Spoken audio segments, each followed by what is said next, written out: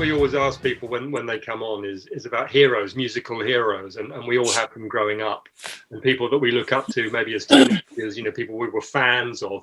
I wonder, Tawny, have you met any of your heroes, and if so, did they live up to your expectations? You know, I didn't get to meet my hero. My hero was Freddie Mercury, and I remember being 12, 13 years old and locking myself in my room and just listening to Bohemian Rhapsody, that album, over and over and over again. So I really, really wish I would have met him. But I love Joe Elliott. I loved Def Leppard, and I got to meet him, and I thought he, you know, of all the rockers, for some reason, there's just something about Joe Elliott that I just think is so sexy, and he's so incredible, that I just find him absolutely adorable. You've got a thing about the Brits, haven't you? I do have a thing about the Brits. John, I really you've got Def Leppard stories to tell, I'm sure. Well, it was 3 years of my life was spent making the Hysteria album. And at that point, I was managing director of Zomba, and we had an office in Hilversum, which I went across to open. And I found the property and hired the staff and everything, which I thought would be a bit of a struggle, you know, because I don't speak Dutch. I mean, I can speak a lot of other languages, but Dutch is, in English, it's very hard. It's the other way around. It's like going, now I must be. And you've got to have that in your voice, you know. Dutch is like wet barbed wire. It's a very tricky language. And so apart from the Jive acts, because we also had the Jive label with Zomba, but at that point, we didn't really have much. All we had was a flock of seagulls and a few other little things that were coming out. And the first record at that point by Billy Ocean, because we're trying to reestablish his career. But at that point, we hadn't broken through. But we also had massive publishing catalog, and we had the publishing on Def Leppard. And Def Leppard were recording the follow-up to Pyromania, and they chose Whistleord Studios in Holland, because it's in the middle of the woods. It's not near Amsterdam. It's somewhere they're not going to be bothered. Firstly, because there's nowhere near, and secondly, because Pyromania at that point in Holland had sold 300 copies. That's all it had sold. They Photograph hadn't been a hit outside of America, and so initially we were keeping an eye on the band, see everything was all right, and they brought in Jim Steinman, who passed away last week, sadly. And Joe Elliott wasn't a particular fan of the choice, because Joe made the point of everybody's going, oh, well, he did Bad Out of Hell. And Joe said he wrote Bad Out of Hell. He didn't produce it. You know, Todd Rundgren produced it. And we're asking him to produce something. And to be honest, the writing was on the wall when Jim Steinman came in, because the first thing he did was he went into the recording studio and didn't like the carpet. And so they had to change the color of the carpet. And then he went into this, all the boys were staying down on the lake at a hotel called the Waterwolf down in Loosdrecht on the lakes in Holland. Beautiful place, but he wanted a suite, so we got him a suite.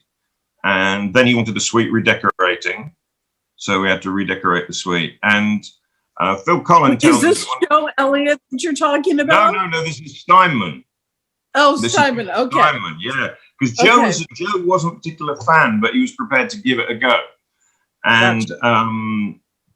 So they started the recording, and Phil Collins tells this great story about Jim Steinman sitting with his feet up on the desk, reading Country Life, looking at properties he'll buy with the advance. And Phil and Steve Clark they started some song or other, and they were just running through getting the guitar sound. And Jim pressed the talkback and goes, "That's really good, we're keeping that one." And Phil said, "We're not even in tune." And Jim said, "It doesn't matter, man, it's got feel." So the writing was on the wall. So that went on for about 9 months, and then what was coming out was shite. And so eventually they pulled the whole thing, and Mutt wasn't available to do it. Oh, beautiful dog. Mutt wasn't available to do it.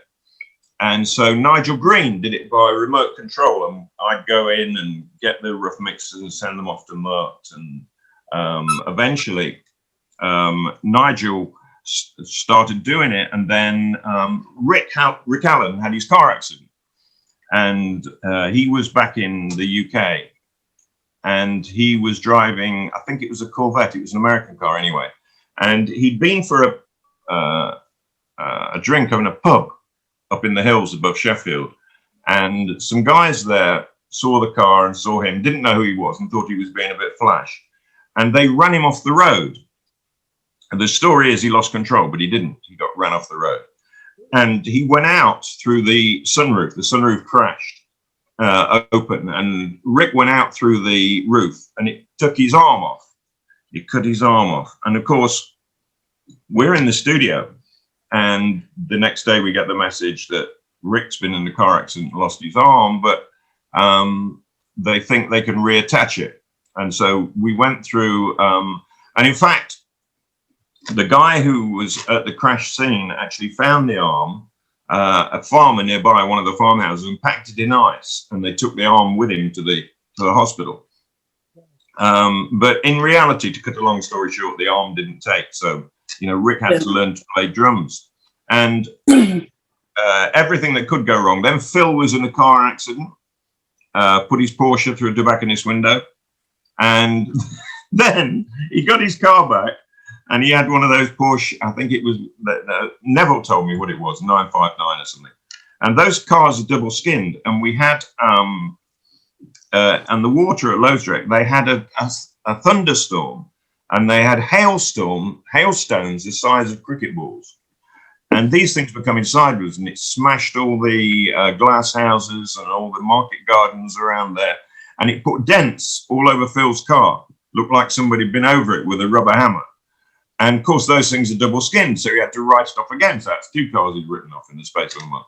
And Joe had this boat. Joe Elliott had this boat that he used to sail on the lakes, and it had an aluminium mast. And these hailstones were so penetrating, they left dents in the mast of Joe's boat. And so oh crikey.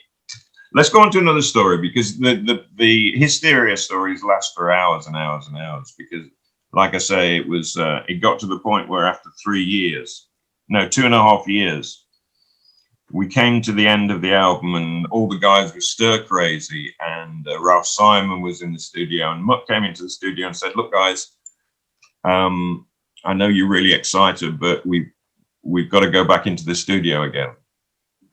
And the guys were just distraught. And Joe said, why? And Mutt came out with this wonderful line. He said, we don't have a 6th single. On this album, we don't have a 6th single. To cut a long story short, they went back in and they did Pour a Little Sugar on Me, and Pour Some Sugar on Me, and that cracked it open in America, so it was worth doing. And the album went on to do, I think, about 32 million in America alone. Right. But Joe now lives in Dublin. He's a lovely, lovely, lovely man. Always has been. What you see with Joe is what you get. You're right to fancy him. In fact, I might fancy him myself just to stand. Yeah, it's funny. I've met just by the bands that opened up for us, the bands that we had to open up for when we first started. You meet all these rock stars, and in my business, because I've been acting for so long, so many actors, but there really, really was something, John, about Joe that he had this charisma, or should I say has this charisma that is just, you're either born with it or you're not. And did you find that? Because I was standing there with David. Because the thing about Joe is he's totally honest. There's no side to him at all. He's a disgustingly wealthy chap now. But the point is, it hasn't altered him one iota. His values are still the same. He's whenever you meet him, he's exactly the same as he was the last time you meet him. And you know, a lot of people, you see a lot of people in this business, and once they get to a certain level, they start believing their own press, and they start thinking the sun shines out the backside. And with Joe, not at all. He's very, very down to earth, and he knows the value of things. And the same with Phil. Phil Collins the same.